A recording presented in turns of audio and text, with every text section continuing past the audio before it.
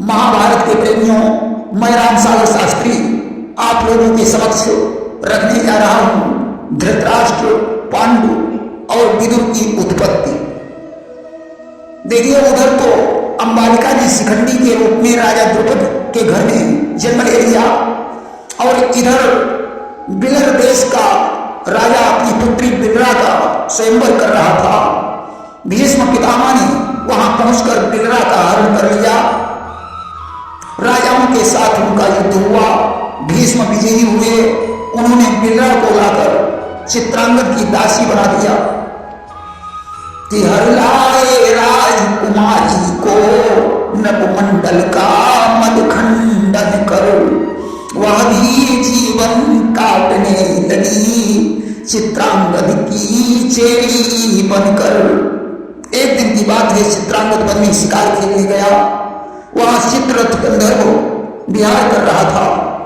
दोनों में तकरार हो गई, भयानक युद्ध छिड़ गया। चित्रांगद के सभी साथी मारे गए, चित्रांगद अकेला रह गया। अंत में वह भी गंधर्वराज के हाथों से मारा गया। इधर शाम हो गई, चित्रांगद नहीं लौटा तो भीष्म को चिंता हुई। भीष्म ने तीनों लोगों में चित्रांगद को ढूंढा, परंतु कोई पता नहीं चला। तब वे समझ गए कि चित्रांगद अब जीवित नहीं है, अतः उन्होंने उनका मृतक कर्म किया। अब तो पुत्र के वियोग में सत्यवती दुखी रहने लगी। माता के दुख का नाश करने के लिए भीष्म पितामह रोज रात को सत्यवती के महलों में जाकर उन्हें नाना प्रकार की कथाएं सुनाने लगे।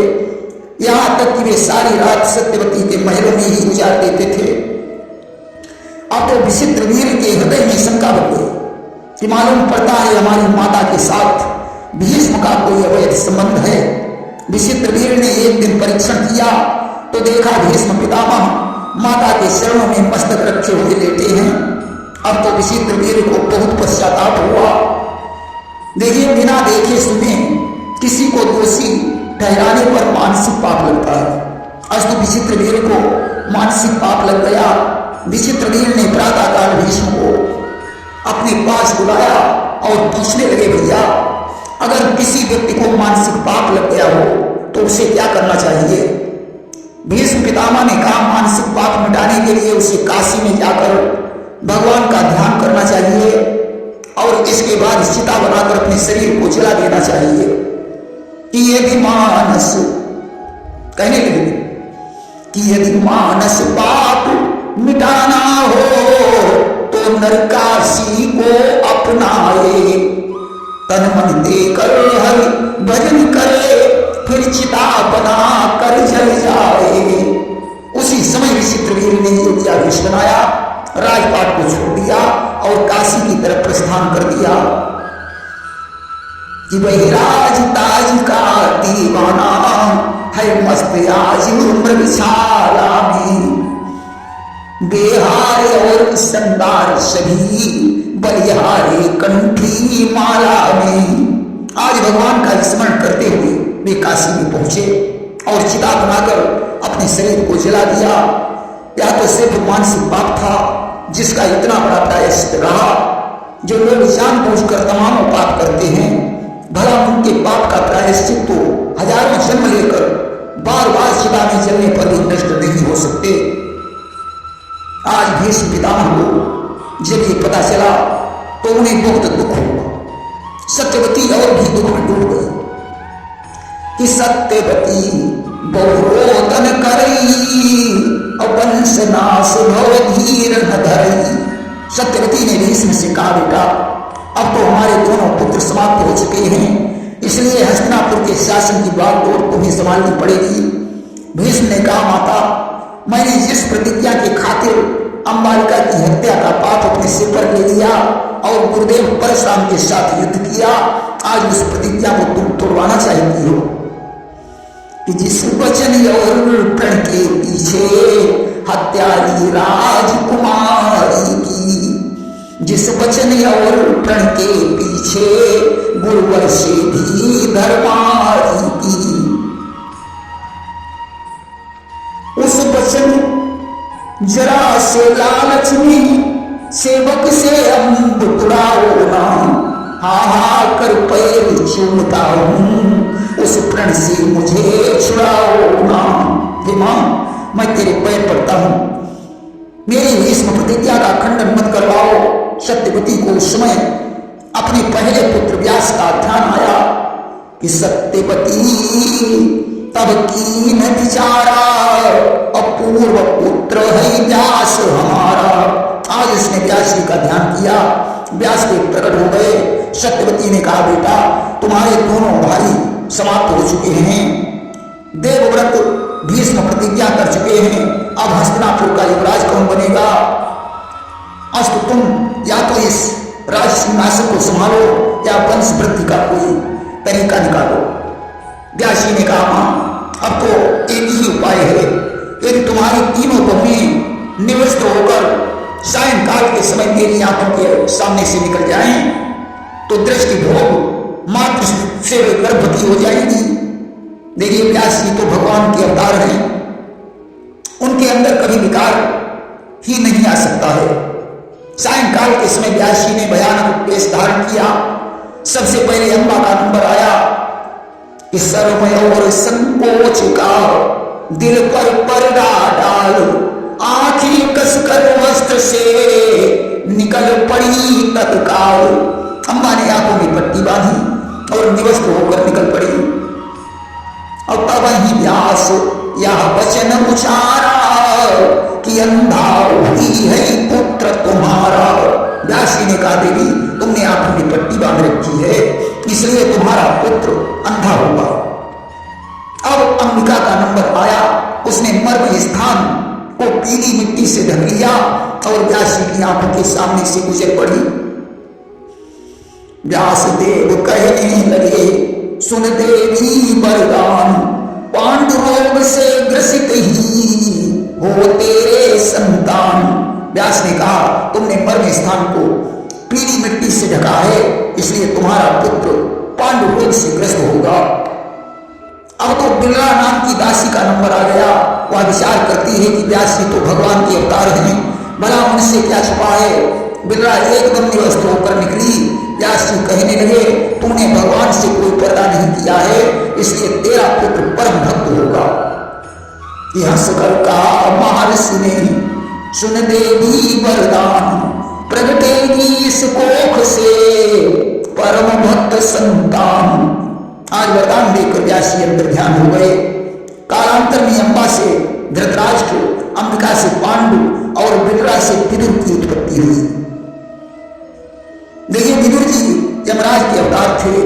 एक बार किसी राजा के सिपाहियों ने उस चोरों को मांडव ऋषि के आश्रम में पकड़ा। राजा ने मांडव के सहित उन्हें सूली पर चढ़ा दिया। मांडव जिस समय मरकर यमराज के पास पहुंचे तो उन्होंने यमराज से सूली पर चढ़ाए जाने का पाप पूछा। यमराज ने कहा, तुमने बचपन में एक टिड्डी को उसकी नोक से छेद कर मार डाला था, इसलिए तुम्हें सूली की सजा मिली।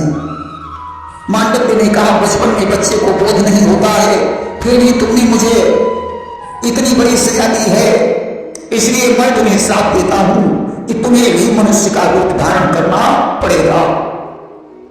कि साप हमार ले अवराई, मनुज रूप जन्म जग जाई।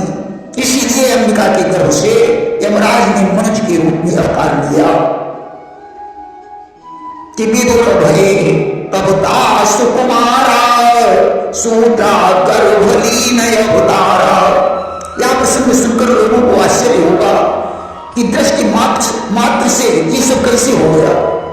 देखिए, दृष्टि आत्माओं को खींच देती है, दृष्टि वैर और प्रीति का कारण बन सकती है, दृष्टि पत्थर पर भी अपना असर डाल सकती है। दृष्टि का असर बहुत बड़ा है। धीरे धीरे तीनों पुत्र विवाह के योग्य हो गए। भीष्म को उनके विवाह की चिंता सताने लगी। राजा गांधार की पुत्री का नाम गांधारी था, जो भगवान शंकर की परम भक्त थी। उसकी तपस्या पर एक दिन भगवान शंकर ने प्रकट होकर उससे वरदान मांगने को कहा। गांधारी ने 100 पुत्र और 1 कन्या का वरदान मांगा। शंकर जी ने एक मस्त कह दिया और अंतर ध्यान हो गए।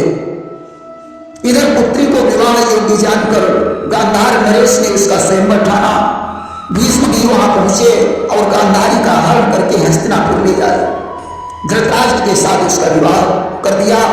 गांधारी ने देखा कि मेरे पतिदेव अंधे हैं, अतः उसने भी अपनी आंखों पर पट्टी बांध दी कि जब ते सुनो पुतो पति आंधो तब ते नयन माही पट बांधो।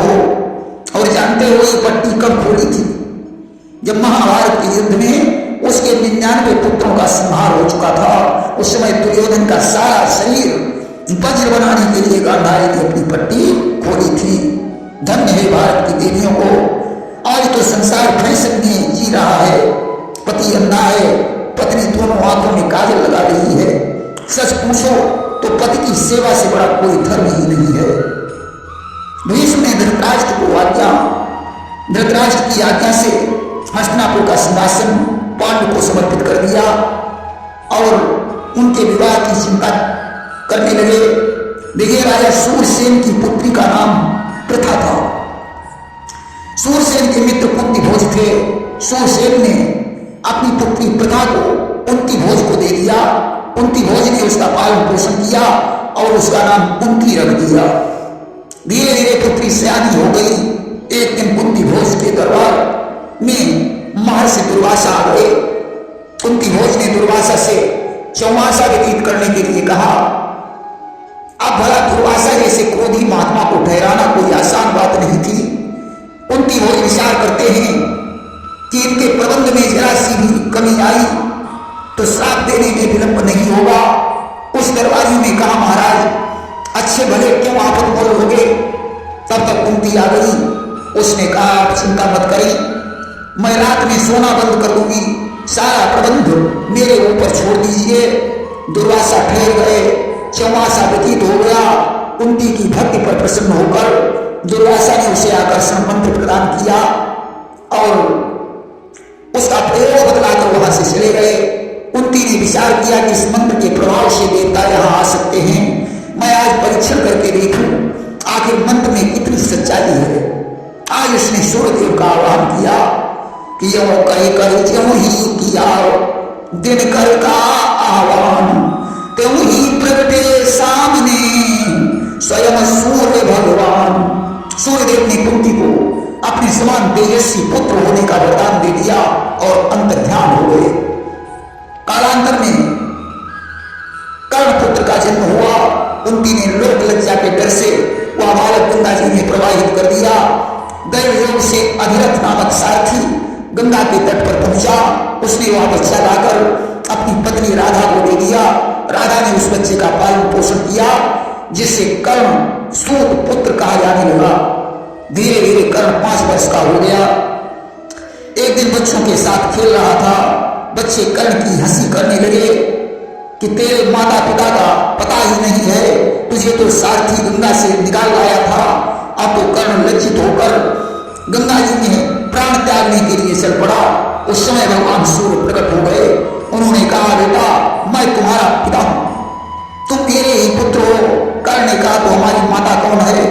सूर्यदेव ने एक अनल चीर निकाला और कर्ण को दे दिया। बोले, बेटा इस चीर को ओढ़कर जो चले नहीं वही तुम्हारी माता होगी। धीरे धीरे तुम्हें माता का पता स्वयं चल जाएगा।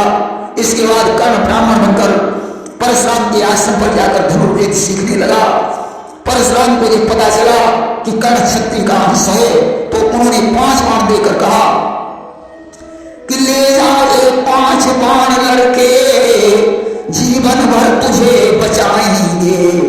जब निकल हाथ से जाएंगे तो जीवन लेकर जाएंगे। यह बाण तेरे लिए श्राप और वरदान दोनों है। जब तक तेरे पास ये बाण रहेंगे तब तक तेरे शरीर में प्राण रहेंगे। जिस दिन ये बाण तेरे हाथों से निकल जाएंगे उस दिन समझ लेना कि अब हमारे शरीर से प्राण जाने वाले हैं। अब बाण लेकर कर्ण घर लौट आया। इसके बाद कुंती भोज ने कुंती का स्वयंवर किया। देश देश के राजा एकत्रित हुए। राजा पांडु भी उस स्वयंवर में पहुंचे। कुंती ने सभी राजाओं को छोड़कर पांडु के गले में जयमाला डाल दी। कुंती और पांडु का विवाह हो गया। इसके बाद मद्र देश के राजा ने अपनी पुत्री माद्री का स्वयंवर किया। भीष्म उस स्वयंवर में पहुंचे, उन्होंने माद्री का हरण करके पांडु के साथ विवाह कर दिया। अब पांडु की दो पत्नियां हो गई, कुंती और माद्री। भीष्म ने विदुर का विवाह करवाने के लिए देशराज की पुत्री पाराशरी का स्वयंवर से हरण किया और विदुर का विवाह करवा दिया। इधर गांधारी ने भगवान शंकर की कृपा से गर्भ ठहराया, परंतु 12 साल हो गए, बच्चा नहीं पैदा हुआ।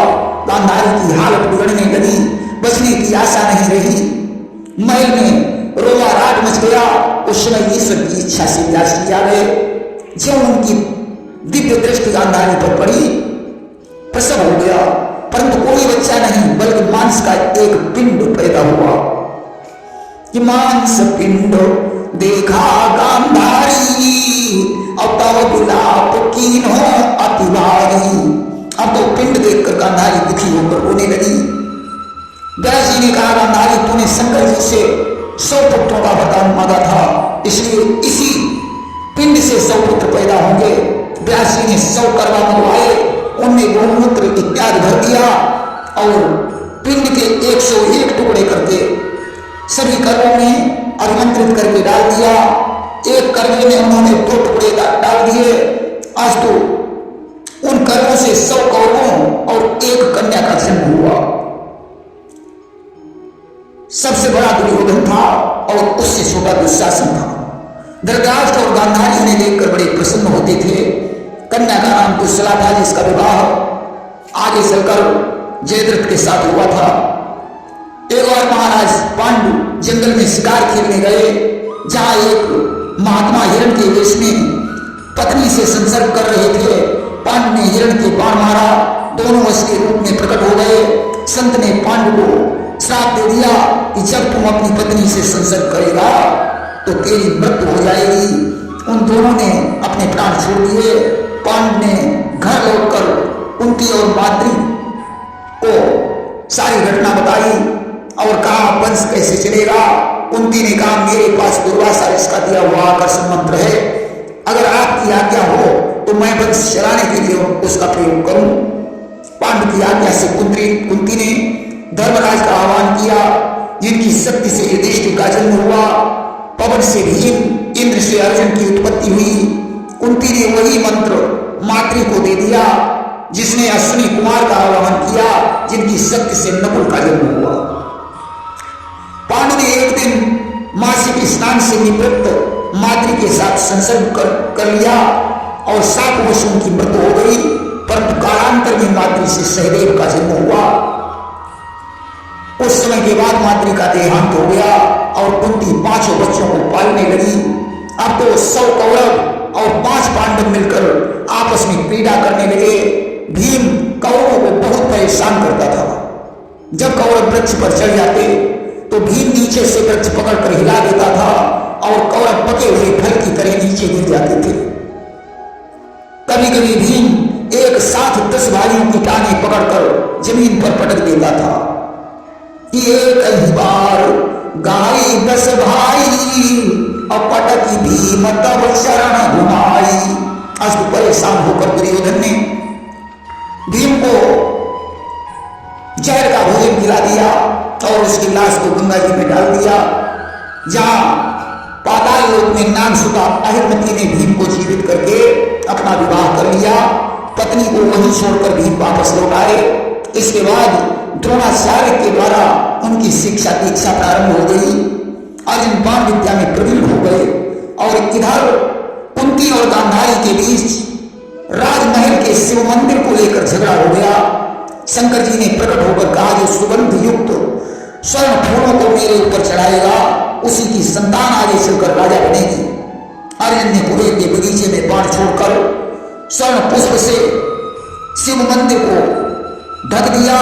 शिव ने कुंती को वरदान दे दिया कि तुम्हारी संतान ही आगे चलकर राजा बनेगी।